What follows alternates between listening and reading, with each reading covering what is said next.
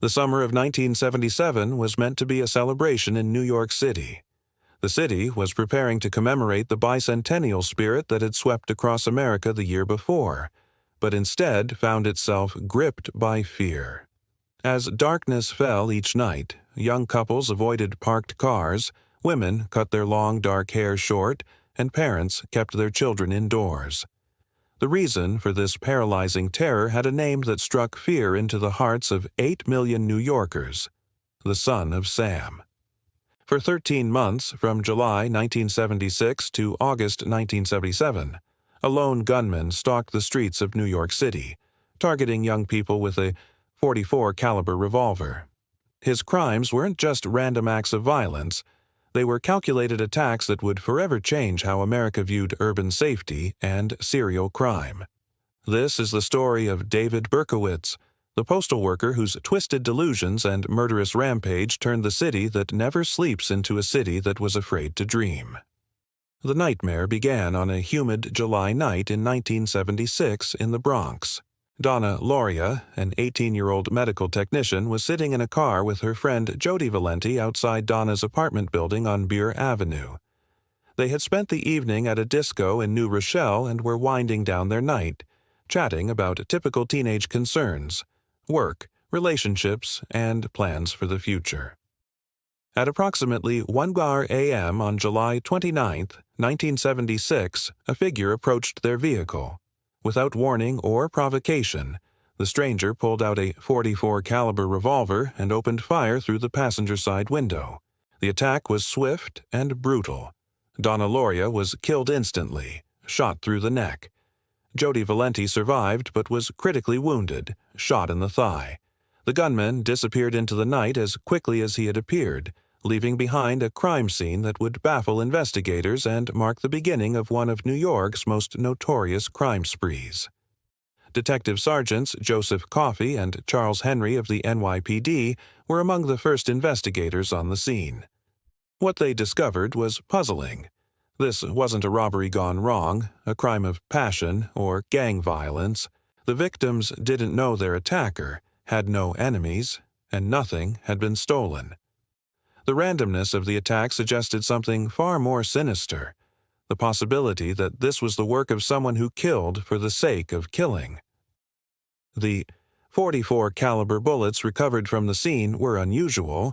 The Charter Arms Bulldog revolver that fired them wasn't a common weapon among New York criminals, who typically favored smaller, more easily concealed handguns.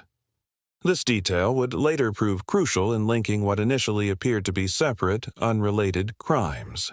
For several months after the Lauria murder, the case grew cold.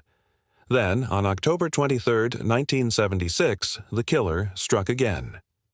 Carl Denaro and Rosemary Keenan were sitting in a parked car in Flushing, Queens, when shots rang out. Both survived, though Denaro suffered a serious head wound that required surgery. The same .44 caliber bullets linked this attack to the Bronx shooting, confirming investigators' worst fears. New York had a serial killer on its hands. The pattern was becoming clear. The attacker targeted young people, particularly couples, who were alone in parked cars late at night. The weapon was always the same distinctive .44 caliber revolver. The attacks seemed random, with no connection between victims other than their age and vulnerability. November 1976 brought another attack. Donna DeMasi and Joanne Lamino, both teenage girls, were walking home from a late movie when they were approached by a man asking for directions. As Lamino began to help him, he pulled out his gun and shot both girls. DeMasi survived with minor wounds, but Lamino was paralyzed from the waist down, her young life forever altered by a stranger's inexplicable violence. By early 1977, the NYPD had formed a special task force to investigate what they termed the .44 caliber killer case. Led by Deputy Inspector Timothy Dowd, the task force included some of the department's most experienced detectives. They knew they were dealing with someone different. Not a typical street criminal or even a traditional serial killer, but someone whose motives remained mysteriously elusive. On April 17, 1977, the killer struck again, this time taking 2 lives.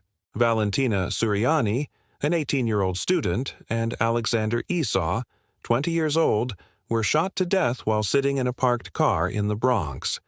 But this attack was different.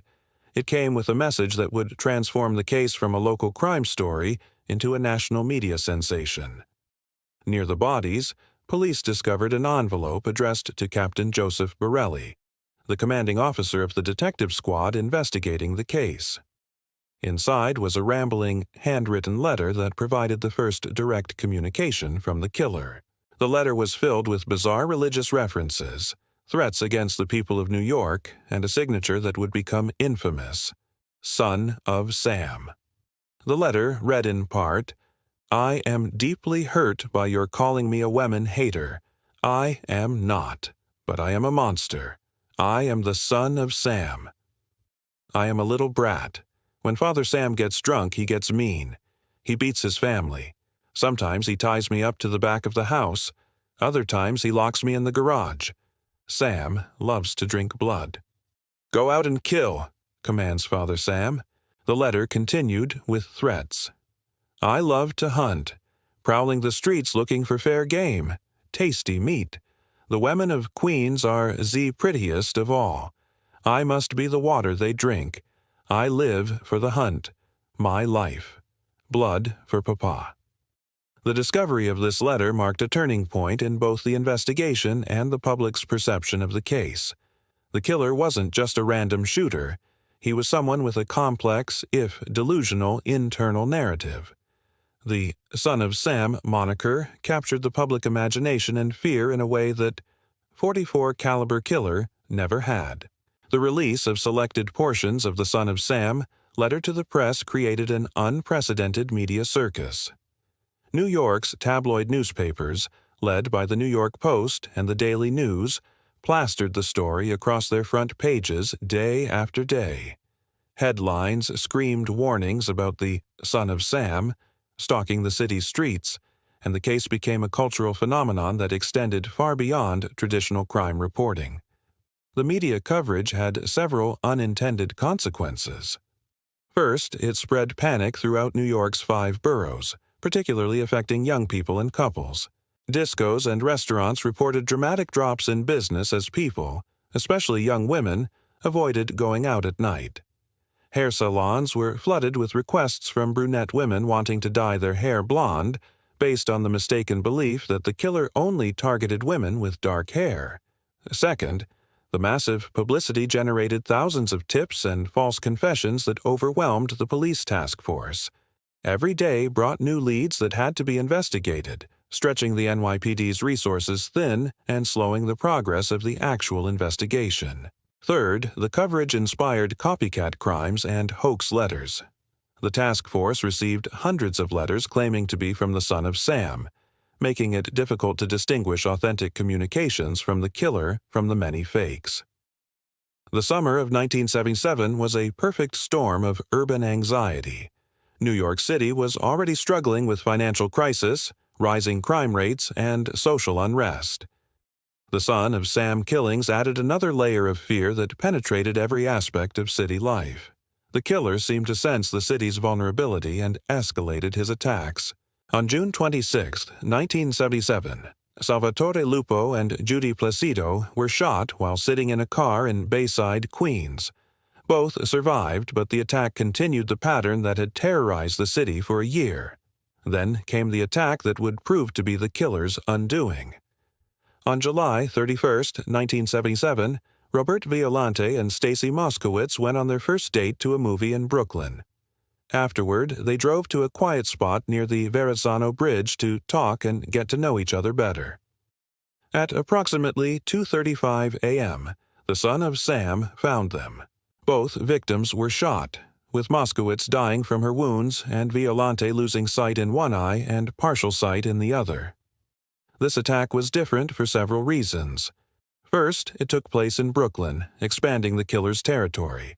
Second, both victims had blonde hair, contradicting the theory that the killer only targeted brunettes. Most importantly, it occurred in an area with more witnesses and better street lighting than previous attack sites. The Moskowitz murder provided the crucial break investigators had been seeking for over a year. Several witnesses near the scene reported seeing a man acting suspiciously around the time of the shooting. More significantly, they noticed him near a parked car that received a parking ticket shortly before the attack occurred. Detective James Justice of the NYPD was assigned to track down all parking tickets issued in the area that night. It was tedious work, but it led to a breakthrough. One ticket had been issued to a 1970 Ford Galaxy registered to David Berkowitz of 35 Pine Street, Yonkers, New York. When investigators ran Berkowitz's name through their databases, they discovered he had no serious criminal record but had been questioned in connection with several minor incidents, including suspicious fires. More intriguingly, when they examined the timing and locations of his previous encounters with police, they found correlations with the Son of Sam attack dates and locations.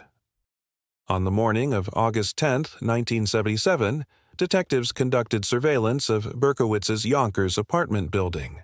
They found his Ford Galaxy parked outside, and inside the vehicle they discovered what they had been searching for over a year: a .44 caliber Charter Arms Bulldog revolver, along with ammunition and a note threatening another attack.